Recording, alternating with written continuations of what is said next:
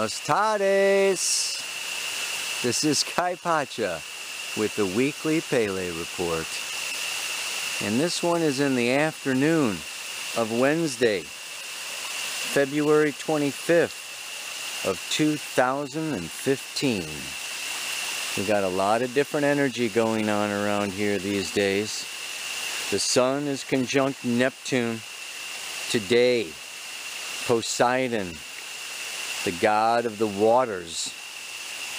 I am here at my friend Fate's place called the Waterfall Villas, and it's just outside of Dominical, Costa Rica. Might be a place you'd like to check out sometime. I'll put the link down below in the notes, because this is an amazing place, as you will soon see. I'm going down this trail a little bit. I hope I can keep the camera still while I tell you a little bit about the astrological aspects that are going on.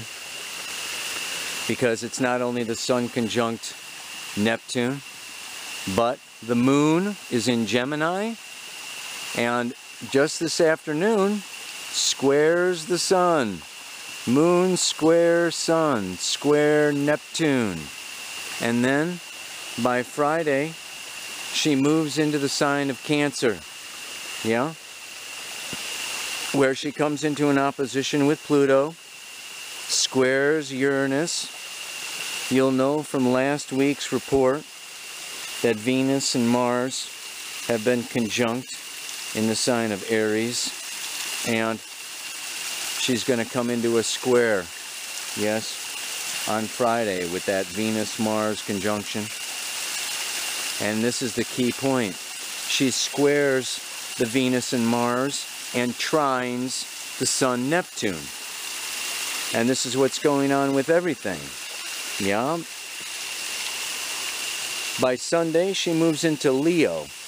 And this is the truly amazing part, as she comes into this beautiful grand trine with Venus and Mars and Uranus in Aries, Saturn up there in Sagittarius, and then she joins together to conjoin with Jupiter. So like Sunday and Monday is absolutely amazing time, yeah, where we have this whole grand trine going on. So it's kind of a crazy, you know, few aspects coming up, and then it's going to really, you know, like the roller coaster is going to take off.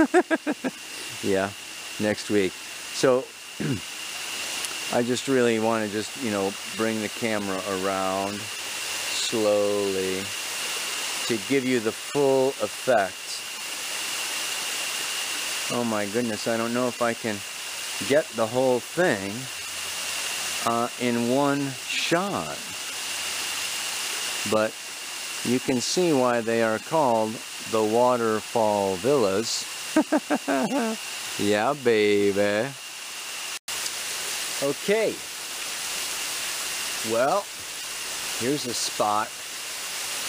And if you get tired of listening, you can just listen to the waterfall and watch the waterfall and forget all the astrology.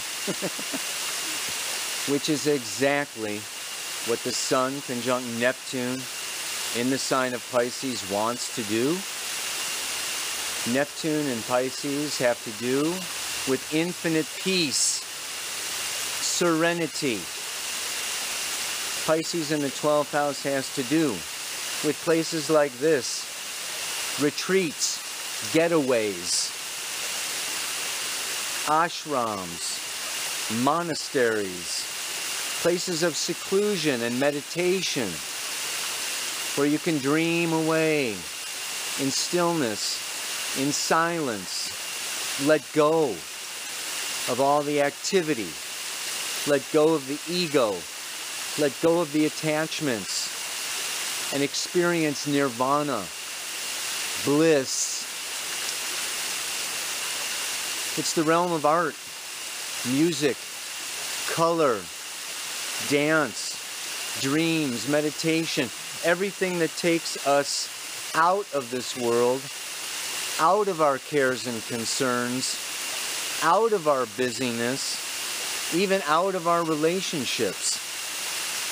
So this is a wonderful time when the Sun is conjunct Neptune to disappear, to go on vacation, to take off, to say goodbye to the mundane commitments, needs, and desires, and move into a place of egolessness, move into a place of peace, move into a place of emptiness in a way. Now the tricky part about that is that we have this Mars, Venus, coming up to conjoin the south node of the moon in the fiery sign of Aries, trining this Jupiter in Leo, which is like ready to take on the world, do it all, see it all, have it all, dance the time away. It's quite an amazing combination. And so when the moon comes around, certainly, you know, it squares that Venus-Mars, creating this tension, maybe a little anxiousness, maybe a little spontaneous combustion, like I want to bust out and break out. And the other aspect that we want to really note with Pisces is that it is the wild. So when I look at all the combinations, I'm in the right place. I'm at the Envision Music Festival in Costa Rica. I mean, this is a time they could not have planned this Envision Festival any better with the astrological influences that are going on right now, because this is a week of madness. This is a week of chaos. This is a week of reaching out to the far distant realms of space and drawing in and imagining and fantasizing and dreaming a new Aries, a new paradigm, a new reality with new solutions and new ideas and inventive ways of being. This is an extremely intense, powerful time leading up to this whole month of March. We have the final culmination of the Uranus square Pluto going on through this whole time period, the last 2.5 years. We're coming into the eclipse, the solar eclipse at 29 degrees of Pisces, the lunar eclipse happening right in the middle of Aries and Libra. This is a really intense time, and I talked about it last week, like the gun was going off and the horses were shooting out of the gate. And this is just like this first kind of charge, kind of impulse. We're just rounding the first bend. And we're kind of getting used to like moving and a kind of an order. A kind of an order is beginning to shape. Some are pulling ahead, some are falling behind. There's that initial burst. And in that initial burst, all that I can say is thank God for Saturn. Saturn is holding this mess down. It's giving some stability coming in from Sagittarius. Trining Uranus, trining Jupiter, and that trine gives a sense of stability to something that otherwise could just blow up in our faces. And so this is a time that I've got to say, it's important. It's an important time. The start of the race, you know, it says a lot. And that initial order that we're all jogging for, you know, says a lot. The choices, the decisions, what impulse to follow, what desire to control. This is a time when it's very easy to lose control, to want to lose control, to absolutely let go.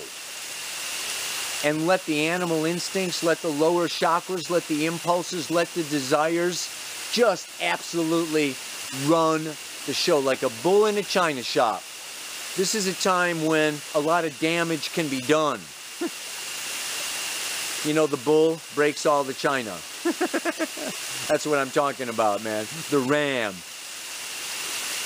This is a time to be very aware, to be on it, to be alert, to be awakened, to really use your observer, to use your witness, so that you don't get lost in the upsurge, in the volcanic rising of the Kundalini, and just like, you know, like the rocket, just like, if it doesn't take off, it blows up. Yeah? This is a time of, like, all I can say is I really like to use the prime directive.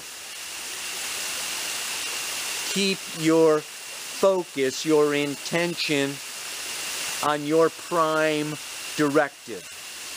And then you will take all that energy and you will harness all of that desire and all of that passion and all of that animal instinct, and you will manage it like a wizened elder, like Saturn in Sagittarius, the teacher, the guru, and really harness, tame the dragon. Do not try to kill the dragon. Do not try to, you know, well, don't let the dragon devour you. It's like finding this middle point during this time.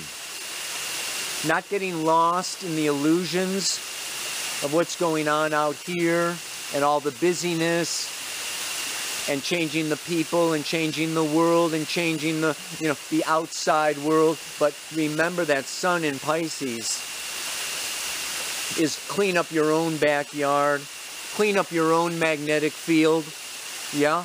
Clean up your own heart space, and